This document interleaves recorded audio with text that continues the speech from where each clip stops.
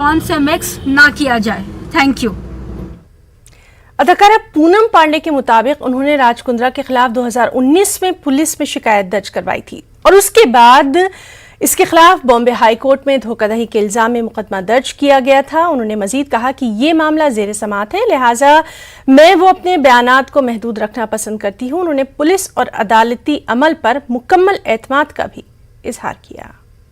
This moment, my heart goes out to Shilpa Shetty and her kids. I can't imagine what she must be going through.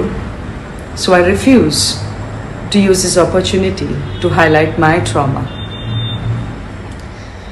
The only thing I'll add is that I filed a police complaint in 2019 against Raj Kundra and subsequently registered a case at the Honorable High Court of Bombay against him for fraud and theft.